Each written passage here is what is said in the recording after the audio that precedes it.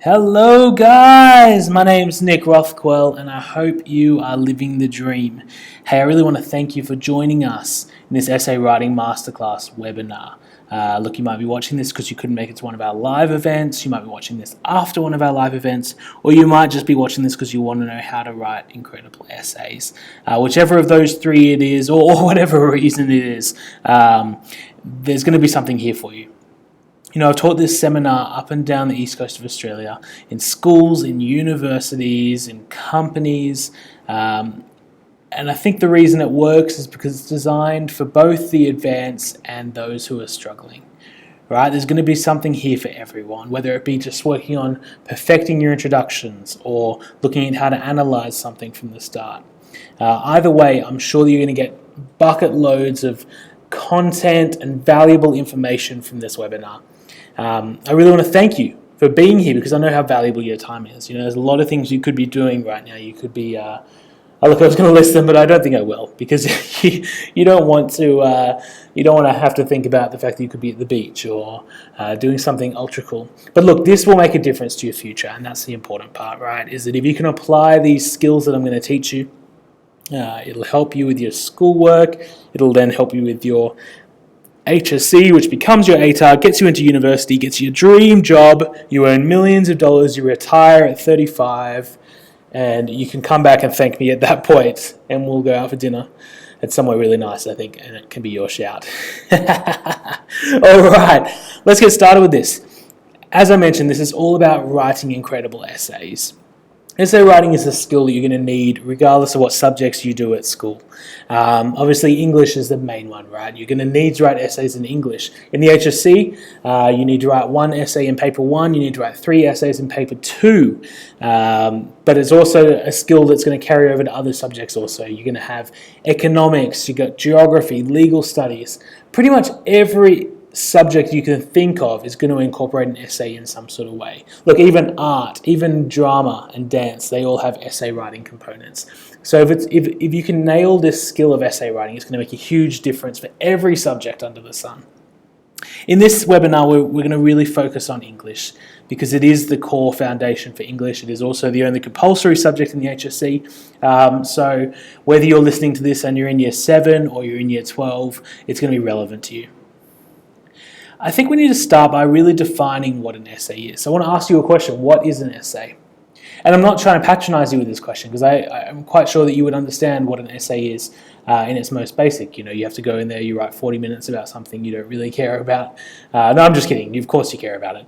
And, you know, you get marked on it based on that. But I really feel like if we can define what an essay is really well, it's going to help us work out exactly what we need to do to write it well. Here's what the dictionary says. The dictionary defines an essay as a short literary composition on a particular theme or subject, usually in prose, and generally analytic, speculative, or interpretative. That's a really hard word to say, interpretative. Now look, I think there's a bit too much word going on there. I think there's a few too many things happening there. So I'm going to break this down into what I feel is really important from that. The first one is the theme or subjects. This is really why you're writing, you know, what you are writing about, whether it be the idea of discovery, or it could be about context if you're doing Module A Advanced, or it could be distinctive voices. There are endless themes or subjects. And again, if we're talking non-English, it could be microeconomic policies. It could be crime if you're doing legal studies. That's a theme or subject. Prose refers to how it is written. Prose is long-form language, so it's not dot points. It's not a visual representation. It's actually long, structured response. Now, it's analytical because it usually has to analyze something. Now, in English, obviously, you're going to analyze your text, right? You're going to look at your text, find examples that support whatever theme or subject you're talking about. Speculative talks about how you're trying to convey something, right? You're trying to actually fight for an opinion. So look, I think those 4 points are good, but I want to break it down even more so. Here's my definition of an essay. It's an opinion or an idea supported by evidence. It's that simple. It's an opinion or an idea supported by evidence. So again, you need to argue that discoveries are an important part of the human process. You're then going to find evidence from your text, whatever they might be, to support that idea. Again, let's swing back to ancient history, right? You need to talk about Sparta being the fiercest army in all of the ancient world. And again, you're going to find evidence that supports that. You're going to look at pottery. You're going to look at what other historians have to say. That's really what an essay comes down to, is that you have to have an idea or an opinion, and then you support it with evidence. I want you to remember that. If ever you're trying to tackle an essay and you're a little bit stuck on what to do, break it down to that most simple concept. And that is, what am I trying to convey and how am I going to convey it? Before you start any essay, you need to know those things. You need to know what your idea is, and you need to know what your evidence is. They're the two most important things. They're the two fundamental things you need to write an essay, because without one or the other, you're not going to go anywhere. Right? You can't just have an idea, because that's not an essay, that's just an opinion. You can't just have evidence, because it's not persuasive. Right? There has to be a persuasive component. That's where that speculative part comes in. There has to be a persuasive part of what you're doing. With essays, you're going to be marked on a few different things. And this is going to change based on your markers, but when we look at HSE marking, or markers who should really mark by the book, this is what they're going to be looking at: how well you convey and support your idea. So they're going to want to see how well you were able to get that point across that you wanted to get across. Is it well sustained? Do you actually answer what you're trying to fight for? Supporting, that's all about, have you used sufficient examples and techniques? Next one, how you articulate your response. This is how well you can write. And I want to say that I have seen people who are brilliant writers but haven't done good at the first job, they haven't conveyed and supported their idea well, so they've lost marks, and vice versa. You might be very analytical and be able to explain your ideas really well, but if you can't do it with flair and almost passion in how you write, your marker's not going to have a good time. So that really leads us to the next one, how engaged your marker is. Do you know there's 80,000 essays written in, that's just discovery, 80,000 discovery essays in every HSE year. And only a handful of markers get to read those. So you've got to make sure that even if your marker picks up your question booklet at 9 p.m. on a Friday night, and all they want to do is get home after a long day of teaching in class. They want to get home, they want to have a drink, they want to unwind with their family, but they have to read your essay first. You have to be sure that your essay is going to engage them. And I'm going to talk a little bit later on about how you can actually do this. But you need to make sure that in your writing, it's not so boring that your marker falls asleep as they work through it. Right? It has to be engaging. And then finally, how well you answer the question. And so this is a little bit different from the first point, because although our idea might be something about discovery, you might be asked a specific question about discovery. So you have to make sure you answer that at every time as well. That's really important. And again, we'll talk about how to approach questions a little bit later on. I feel like what I just showed you is very easy in theory, but if we're going to break it down, here's what you need to do to nail your essay writing. First up, nail your introduction, blitz your introduction. Introductions are everything. This is what I always teach my students, is that introductions are really the most important part of your essay, because they really set up the tone, they set up the mood for what that essay is going to be, and really establish how your marker is going to view that essay. Secondly, you need to sustain your thesis. Thesis is another word for idea, so sustain your idea or opinion and support it well. Right? So you need to be able to argue a point, and you need to support it with as many examples as you can find. And we'll look at that in more depth later. Provide comprehensive analysis. This is something that really you should have been practicing since year 7, but I understand a lot of students do struggle with analysis. So I'm going to show you a really easy model, the pedal model. You might have seen it in class, teachers do teach it, because it is simple and it does work. You also need to showcase your knowledge of context and synthesis. So we'll talk a little about what those two things mean. You need to use your related text or additional sources. So related text, obviously in English, you need related text for a lot of your modules, and really using your related text to support your ideas again. Additional sources, I just throw that in there because, again, if you're doing ancient history, for example, you might need to include a whole lot of additional sources. Finally, you need to prove you know exactly what you are talking about.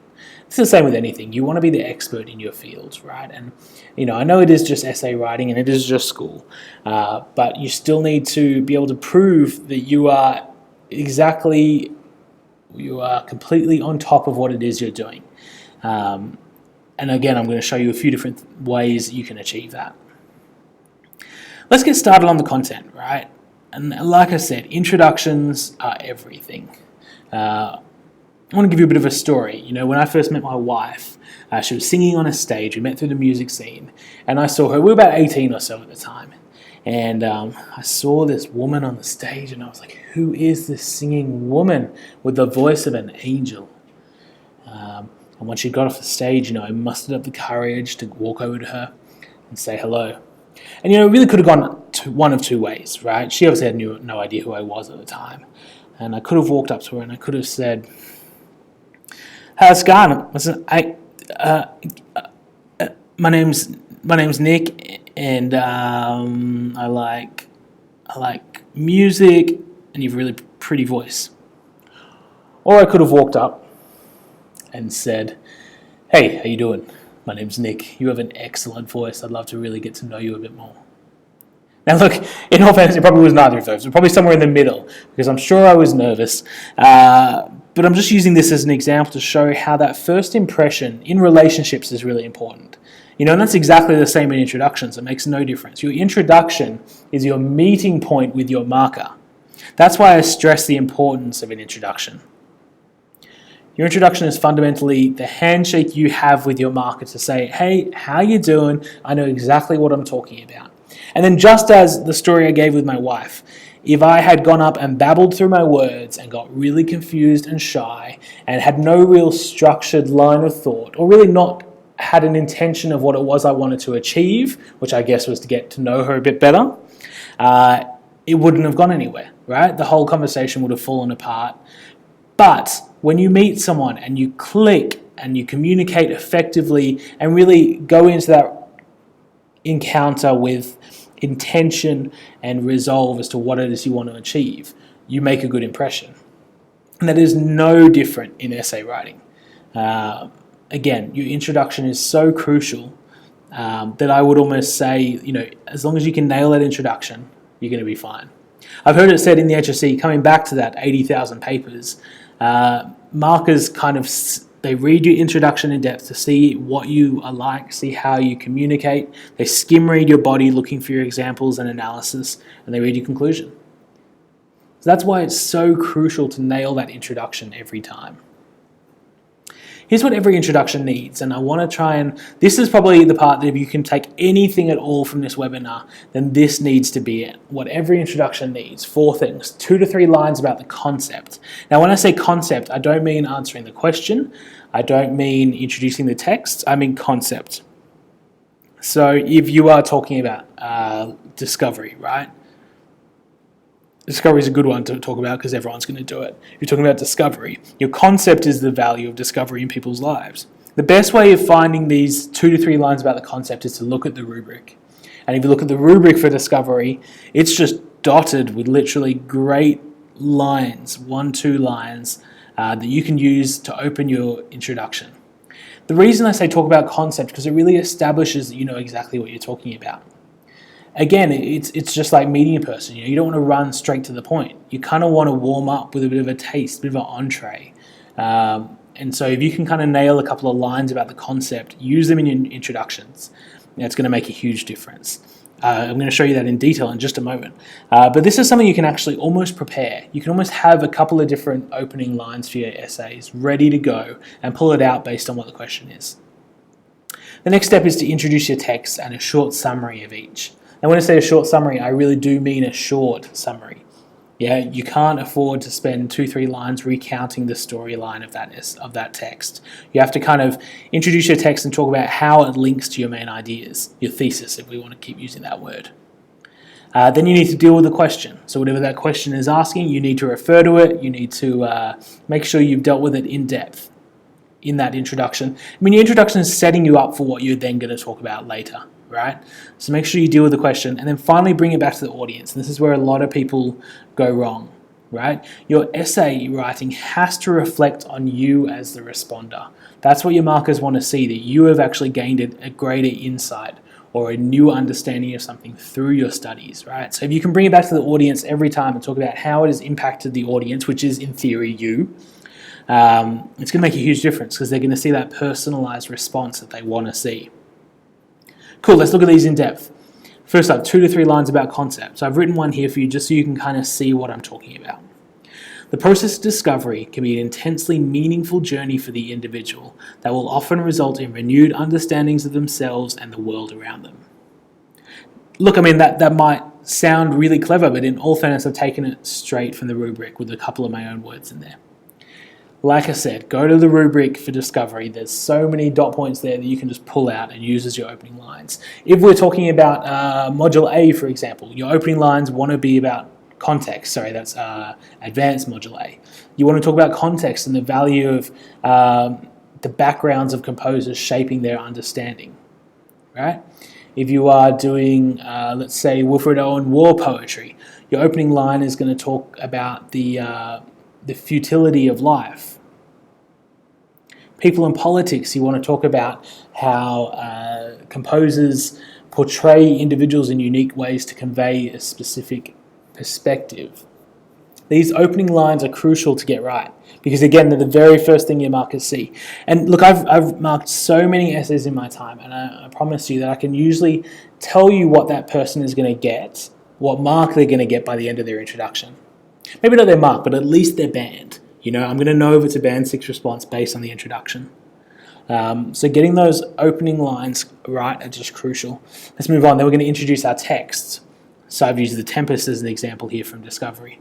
This idea is explored in William Shakespeare's 1610 play The Tempest, which highlights the transformative process of discovery through Prospera's renewed understanding of self and Miranda's loss of innocence and naivety as she learns about the world around her. Similarly, Alexander Payne's 2011 film The Descendants explores the impacts of discovery upon a family and their ultimate redemption. That's when I say short. You're not going into storylines so much, but you do want to talk about maybe the characters you're going to focus on or the key themes you're going to draw out. So in this, we were focusing primarily on Prospero and Miranda. Prospero is a great illustration of understanding of self. Miranda really learns more about her world, and I think it works really well, paralleled with George Clooney's film The Descendants, which is a great movie, by the way. If you haven't seen it, go and see it. It's one of my favorite. Although, in all fairness, I keep telling people that, and people keep coming back to me and saying that was terrible, and I'm really disappointed about that because I love it. I love it. So go watch The Descendants. That's your introduction to text. Make sure you do a couple of things. Make sure you introduce who the composers are. Make sure you mention what type of text it is. So a play, a film, a book, a poem, whatever it is. Try and mention the year just because it anchors it in context a little bit more. And then, try and introduce it through the scope of what you're going to be talking about. Right? There's no point in me saying The Descendants is a film about a dad who loses his wife, finds out she's having an affair. Sorry, I should have said spoiler alert there. Just ignore what I just said. But look, you want to really frame it through what you're going to be talking about. Next part is to answer the question. So in this one, I've kind of adapted one of the previous questions from the HSE. Both texts use a variety of dramatic and visual features to show the sudden and unexpected nature of discoveries. Cool, does that make sense? So there is the question dealt with.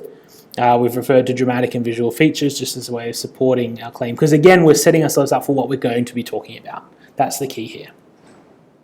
Finally, bring it back to the audience. So following on from the last one, unexpected nature of discoveries, and challenge the audience to consider the influences that lead to significant discoveries in their own lives. So again, we're coming back to the audience, right? We're making it personal. You're conveying what you've learned from it.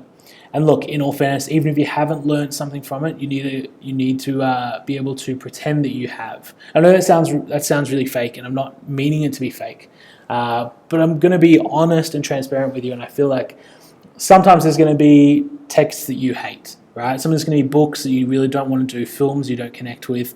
If you ever watched Metropolis and you're doing Module A Advanced, you'll understand what I mean. It is the longest silent film ever. But you still need to glean some sort of understanding from it. You need that to come across in your essay writing.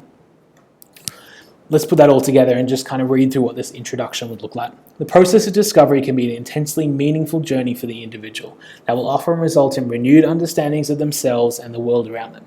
This idea is explored in William Shakespeare's 1610 play, The Tempest, which highlights the transformative process of discovery through Prospera's renewed understanding of self and Miranda's loss of innocence and naivety as she learns about the world around her. Similarly, Alexander Payne's 2011 film The Descendants explores the impacts of discovery upon a family and their ultimate redemption. Both texts use a variety of dramatic and visual features to show the sudden and unexpected nature of discoveries and challenge the audience to consider the influences that lead to significant discoveries in their own lives. Boom! That is, in theory, a Band 6 introduction, right? It's got all the points that we want there. I'm going to leave that up there just for a little bit longer, just so you can have a look through and see exactly what it is that makes that introduction golden.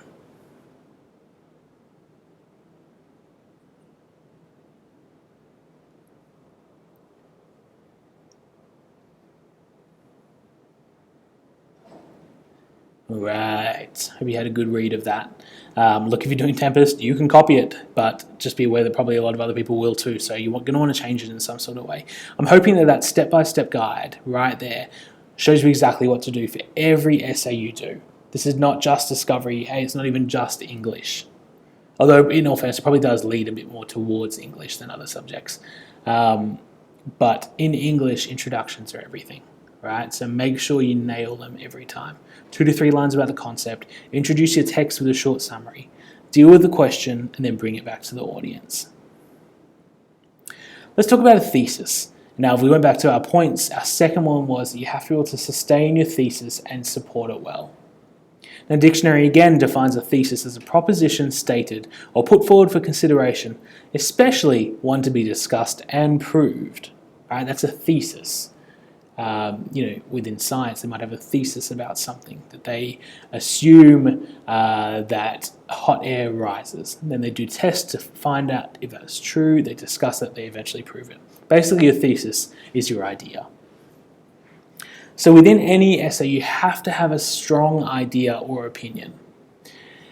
Now, the thing just to be aware of is that you don't want it to sound like your own opinion. You need to really be able to write your essays, craft your essays like it is actually fact, and you're just simply proving that, right?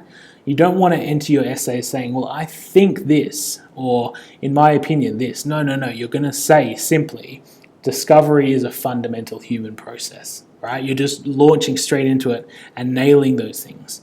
And that's one of the hardest things for students to kind of grapple is conveying their ideas in a way that sounds authoritative. So it's not just something they're kind of making up on the spot, but something that they fully believe to be true. Now, sustaining your thesis can be a little bit challenging, but I think really it starts with topic sentences. Topic sentences is something you might have seen your teachers talk about, but really they are the opening lines of every paragraph. You put at the top of each paragraph, they're generic statements that convey your ideas, right? You're going to have them at the top of each paragraph, and then in that paragraph, you simply talk about everything that's going on in there, right? So it's going to be 1 or 2 lines, again, that really talk about everything you're going to speak about. They also answer the question, and it has to be generic, right? So that's one of the things I see students struggle with as well, is that their topic sentences are often very specific to a text or a theme or an example. They have to be generic. I think I have an example. As I said, you're going to start each body paragraph with your topic sentence. Then use your evidence to support your idea, right? So you basically, it would be like if you and I got together for a conversation and we wanted to actually have a debate about something. If we wanted to have a discussion about 2 different opposing beliefs, you would simply state your belief and then you would say why, right? It's the exact same thing in your body, and that's how you sustain your thesis. The best way of choosing a topic sentence is to find a theme that runs through both texts. So just as an example, if we're sticking with Tempest and Descendants, I think redemption/forgiveness is a really prevalent theme in both of them. So we can kind of craft our opening line about that. So here's just 2 examples I have which kind of show you what a topic sentence would look like. So the first one, discoveries often lead the individual to learn more about themselves, right? That is a very generic statement which we can then use our supporting examples, techniques, all those kind of things to really support that idea. And next one, discovery is an important human process that leads the individual from innocence to understanding. And now in both of those, they would both work perfectly with my discovery essay here, right? Because we're talking about learning more about themselves. Prospero is an excellent example of that. I think the dad in Descendants, George Clooney himself, is a great example of that. And then when we're looking more about innocence to understanding, we can see it in both of those as well. Miranda's a great snapshot of that. So try and come up with these topic sentences, right? They have to be generic. It's a statement, right? You're just making a statement about something and you're supporting it with everything else you know. As I said, use examples and techniques to support it. Cool. So now that you have written an incredible introduction, you are ready to sustain your thesis. So you've got a good topic sentence set up. Whether that be something about the value of forgiveness, or it could be, the sudden and unexpected nature of discoveries. Whatever it is you want to be, you then have to bring in analysis. And this is what your markers want to see. This is where people make or break an essay is in their analysis. There are a lot of different ways of doing it, but I really do think the easiest way is PETAL. P-E-T-A-L. And I say that because, it's taught in schools from a young age, which might make you think that it's quite simple, and I guess it is simple, but it actually really works. We're going to break it down. PETAL. P stands for point, so you state your point, right? You make your point, so our point is going to be, this is after our topic sentence, so we're going to say something like, Prospero uses magic as a facade for his own insecurities. I apologize if you haven't read The Tempest before. Let's try, I'll bring in a standard text. Let's try Wilfred Owen's war poems, right? Your point might be that Dulce et Decorum, sorry, speaking Latin there, that's the title of the poem. Dulce et Decorum highlights the futility and pointlessness of war through the graphic description of a soldier's death. Right, there's just another module off the top of my head that we could use. That's our point, right? It's just what we're saying. We then need to start backing it up, right? So point number 2, E, remember PETAL, P-E, example. So we provide our example. So we're going back to The Tempest. You could, we spoke about Prospero using magic. We then just say, this is best shown in Act 3, Scene 2, something like that, and then we quote it. If we're going back to Dulce et Decorum S by Wilfred Owen, we would say this is evident in the simile or in the metaphor. I'm just trying to think off the top of my head. Drunk like hags or something like that, that show, I don't think that's the right quote at all, I apologize. I'm just making it up. But that's your example, that's what we need to get done. You need to specify your example, and this is where you need to be prepared for essays, right? You have to have stuff going ahead of time. You've got your point, you've got your example. Then it's technique, right? You're identifying what technique has been used in that example. So again, if you're doing an example from, what's another good one we can focus on? Let's say 1984 Metropolis, if we're doing Module A Advanced. You would find, I think the opening scene of Metropolis is a great example of this. So the technique might be contrast or juxtaposition. Or you could be looking at something else and your technique is going to be metaphor, simile. Now you really need to know your techniques really well. That's a crucial part of this. Because it's really hard for you to go ahead with essay writing without understanding your techniques completely. So look, I think there'll be a list of techniques attached to this video which you can go through. Just make sure you know them well, and really you need to know your texts well. Yeah.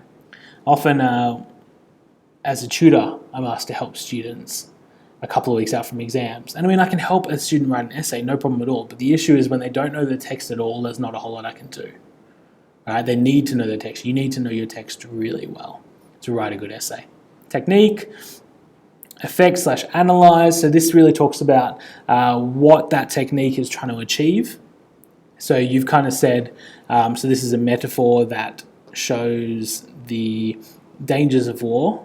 And then, so your effect or analysis would be, this highlights the confronting nature of war, yeah, or it brings attention to the often unseen side of battle, right? Something like that. And your final one is linked to your idea again. So bring it back to whatever it is you're talking about. Ultimately showing that Wilfred Owen is passionate about his anti-war ideas, something like that. That's your link. Here's one I've got here, and we're going to talk this out, break it down a bit. So we'll read through it first. Prospero's discovery leads him to reflect on his own weaknesses, and in doing so, illustrates the redeeming power of forgiveness. This is best illustrated in Act 5, Scene 1, as Prospero releases his use of magic as a symbol of his newfound identity. Then there would be the quote, "Now the use of metaphor in describing his wand conveys the power it had over him, and in burying it under the earth he is expressing that he no longer needs magic, that he has ultimately discovered who he is." This transformation of Prospero highlights the transforming power of discovery. Cool, let's break this down, see if we can spot everything. So, P, there's our point. Prospero's discovery leads him to reflect on his own weaknesses, and in doing so illustrate the redeeming power of forgiveness. That's our P, that's our point. E, example, so we're just setting it up a little bit. This is best illustrated in Act 5, Scene 1, as Prospero releases his use of magic as a symbol of his newfound identity. We've got a nice little quote there. Then we're up to our T. We're identifying what technique we've got. So we've got the use of metaphor in describing his wand conveys the power it had over him. And then this kind of merges into our A, our analysis, or the effect it has. And in burying it under the earth, he's expressing that he no longer needs magic, that he has ultimately discovered who he is. Then finally, there's a L. This transformation of Prospero highlights the transforming power of discovery. That's your pedal.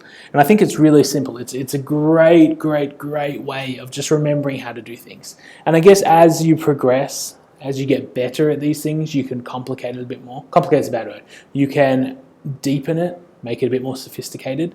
But look, even you can use pedal to the point and you still get band 6. There's nothing wrong with pedal at all. So look, I'd practice. Pedal is key. And hey, look, surprise, we can actually try this right now. Here's one for you to try. I want you to give this a whirl. I'll leave this on the screen. I'll give you about 2 minutes to give it a whirl. Your turn. So here's a picture. The words say he felt smaller, more lost than he ever had when he was alone in the city. The question is, how does this image highlight the experience of loneliness? Now think about pedal. Make your point. Explain. Technique. Analyze and link. I'll give you 2 minutes to try that.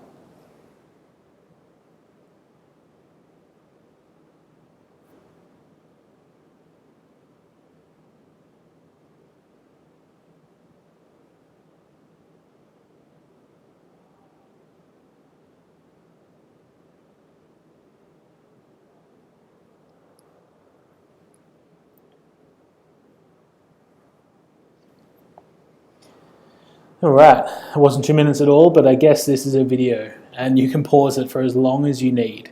So yeah, I mean, look, if you don't have enough time, pause this now, restart me when you are ready. We'll talk through it.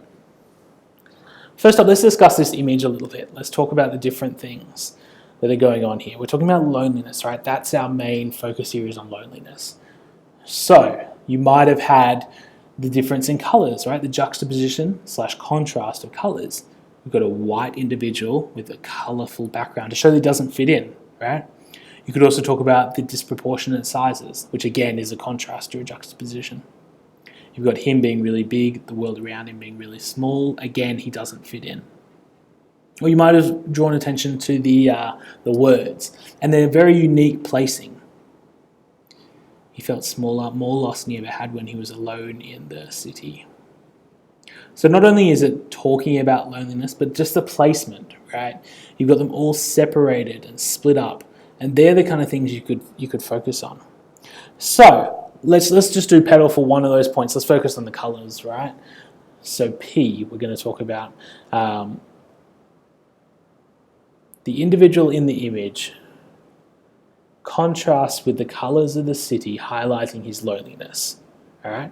That's our P. It does actually fuse a bit of our E in it because it's visual. It's a little bit hard to separate them. But our example, the black and white face of the individual contrasts with the bright colors of the background. Cool. Technique, the composer's use of contrast or juxtaposition, then we're going to analyze it, highlights the alienation of the individual and his inability to adjust in this new place. and link. We're bringing it back to the experience of loneliness, and ultimately draws attention to the loneliness of the individual. Cool. Again, I'm freestyling. So freestyle. I'm freestyling. Freestyle. So look, I think if you're writing, you're probably going to do much better than I did then. But there's a couple of different ideas for you to think about. Let's go on to the next one.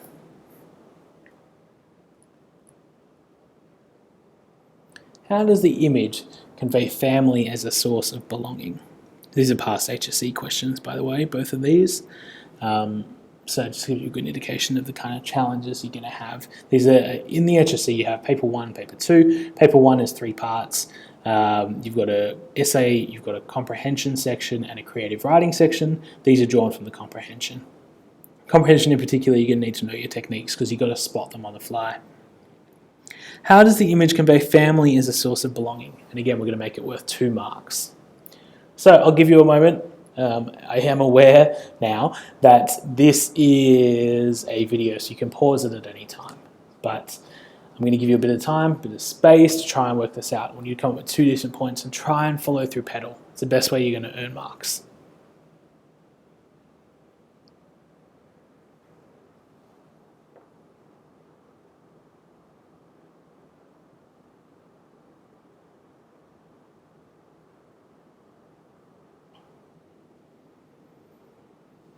All right, now this one's a little bit cryptic, so I can understand if you might have had some struggles. So let's talk it out. So this one's really all about symbolism, right? And I think there's 2 very prevalent ideas that we can focus on. Now the first one is the way in which the family members are all leaning upon each other. And I really think that symbol it's a symbol of dependency. And that's what family is, right? We're dependent upon each other. So I think that's definitely one you could focus on. If you didn't get that, or if you got another one, I'd love to hear about it, but here's another one you could focus on. You could talk about how the heads are all the same, which symbolizes that they're all the same family, but the bodies are very different, which again symbolizes our unique personalities. Right, there's 2 ideas. So again, I'll give you another minute or so for you to try and actually write up a bit of a petal on each of those. I'll give you the ideas, you've just got to then explain them. Where people will struggle will be in the A of this section, is really explaining what they're talking about, because both of those are quite cryptic. I'll give you a moment and see how you go.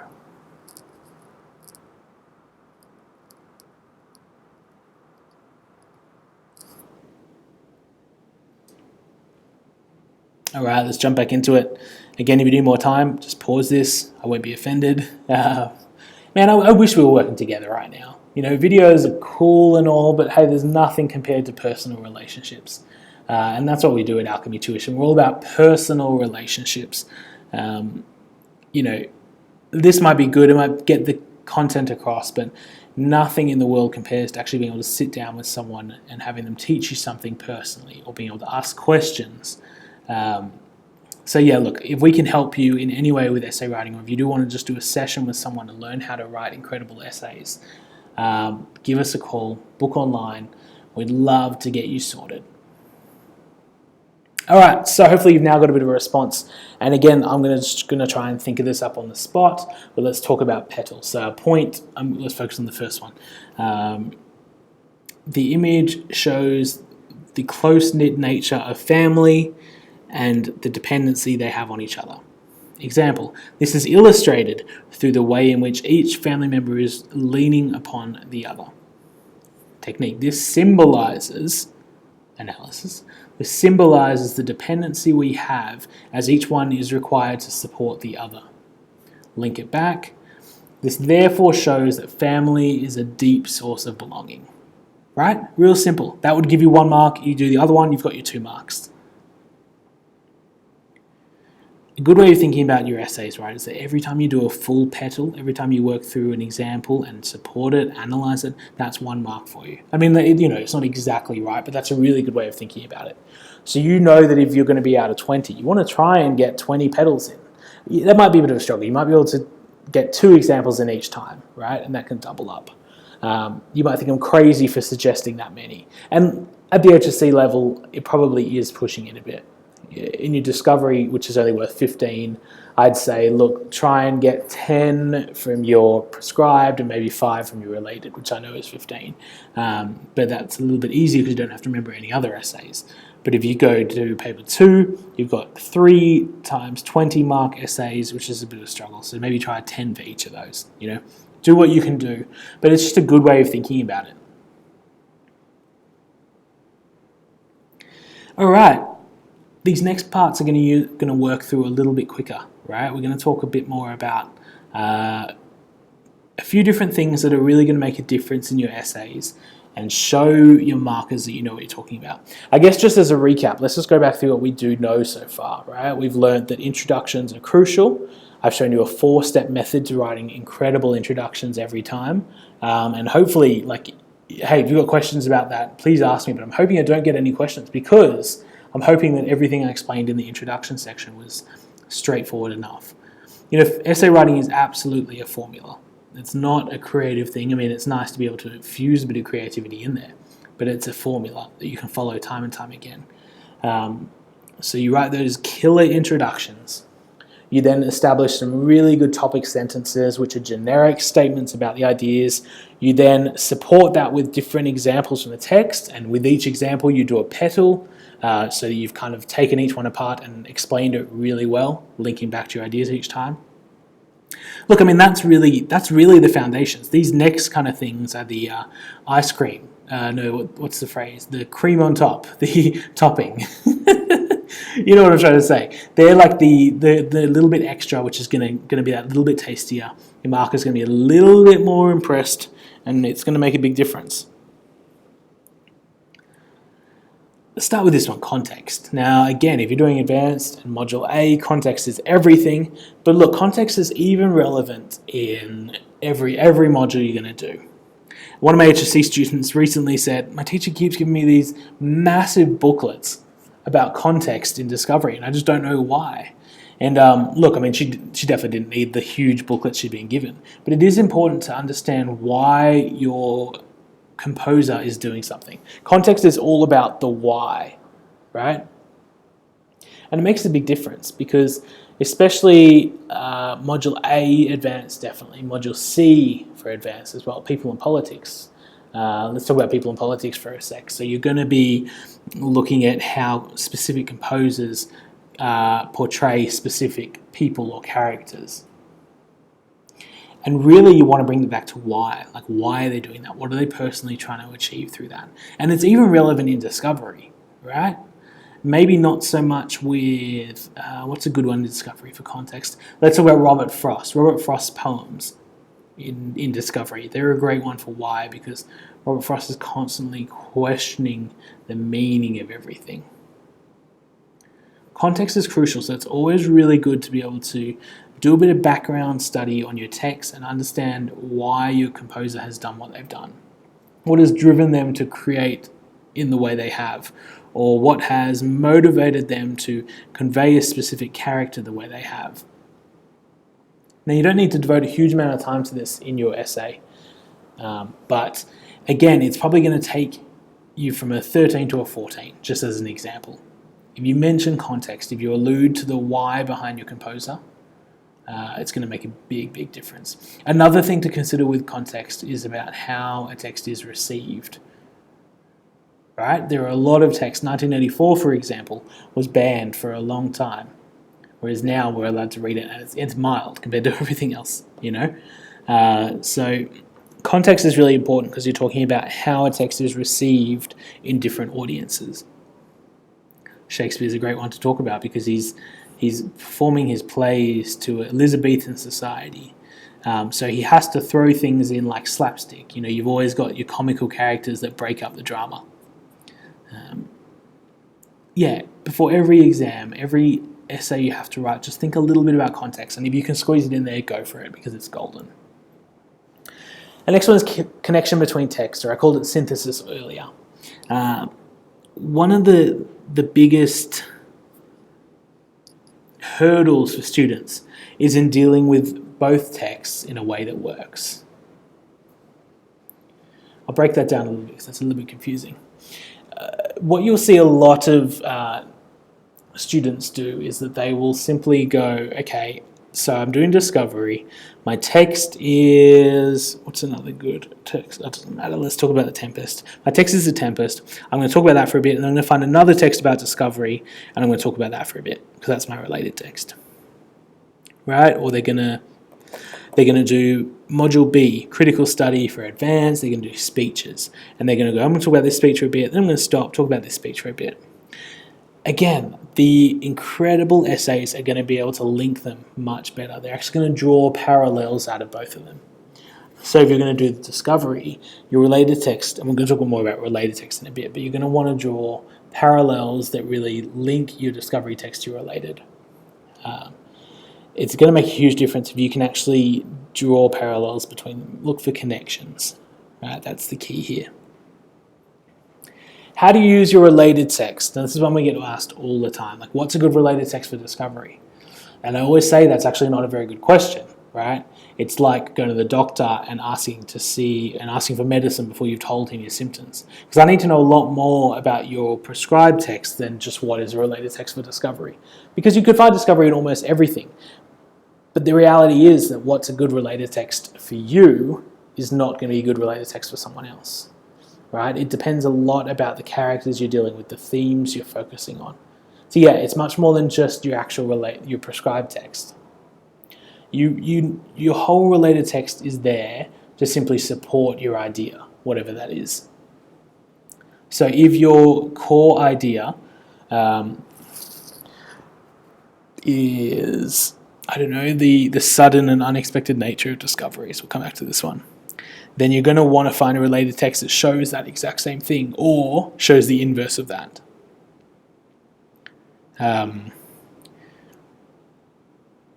So if sudden and unexpected, is your prescribed, then your related text wants to show the gradual and deliberate discoveries because you want to show contrast. But again, you want to just bring it back to the themes and find perfect matching themes there, or characters. It could be characters that work really well together. Either way, just make sure that your related text supports your idea. Yeah, it doesn't just need to be connected to discovery or connected to module C, right? You want to make sure that it is in sync with what you're arguing. That's what related texts are all about. A final step is to prove you know what you're talking about. Like I said, we kind of listed those things you needed to tick off to write an incredible essay. You have a killer introduction. You've got a strong, sustained thesis, well supported. You've got an incredible analysis to go alongside it.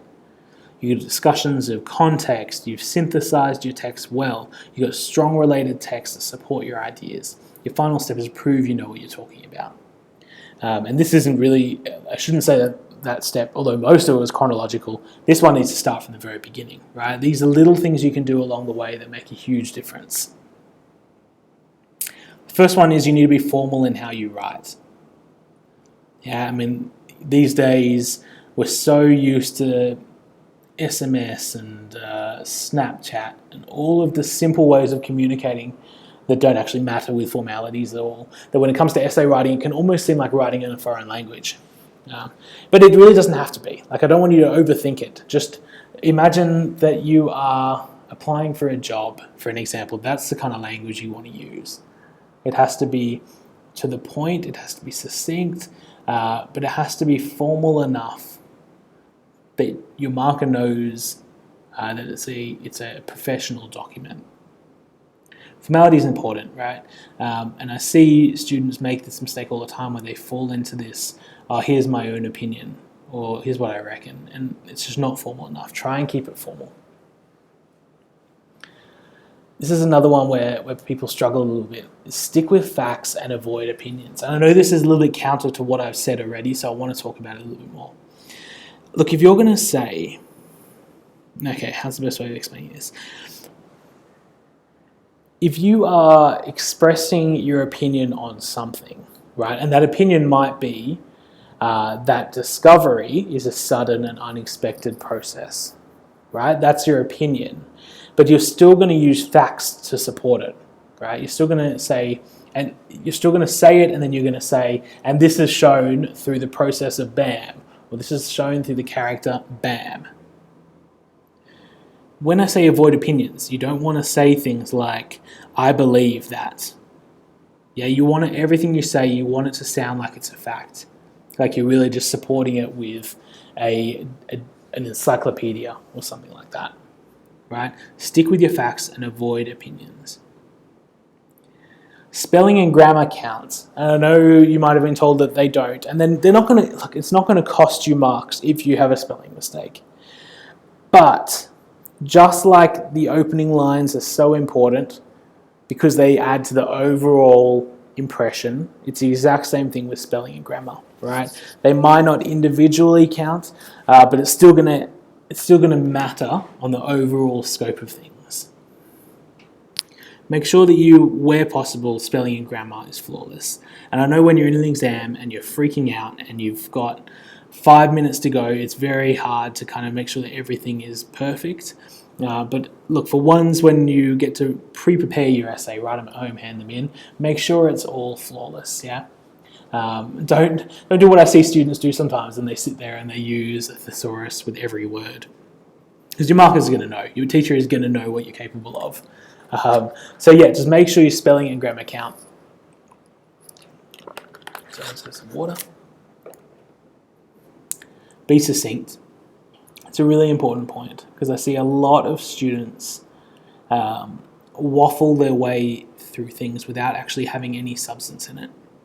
You've got to remember what is going to earn you marks and what is not, right? That's one of the most important things for you to remember, is that if I go to the effort of writing this paragraph, is it going to earn me marks? And if it doesn't have analysis in it, if it doesn't convey a thesis, if it doesn't support what you're trying to argue, it probably won't. So make sure that everything you say earns you marks, because you don't have time, at least in the HSE, you don't have time to spend doing anything else that's not going to earn you marks. Does that make sense? Be succinct. Succinct is all about getting to the point, making sure things count.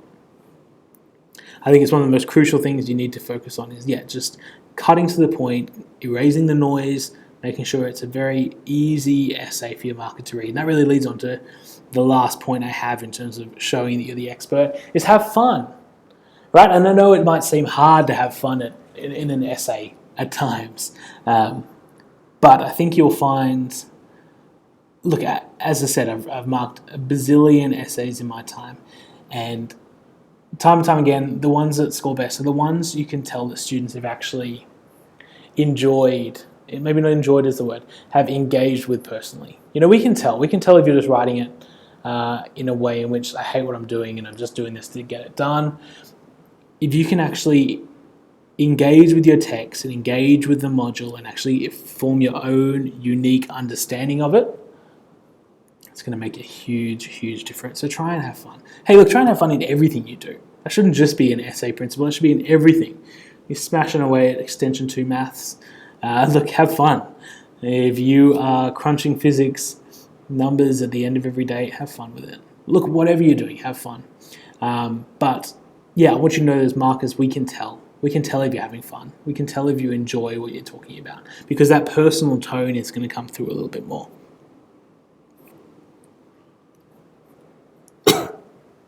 That's it, guys. My voice is going. An hour of talking in a well air-conditioned room must have done me. But hey, look, I hope that you got something out of this. I feel like it was a very straightforward scaffold in terms of what you can do to write incredible essays. The best thing you can do is go and practice, right? So again, below this you should find practice questions for you to attempt. And then why not upload those to hsemarking.com.au, one of our sites, where they'll be marked by markers and returned to you within 48 hours. Real simple.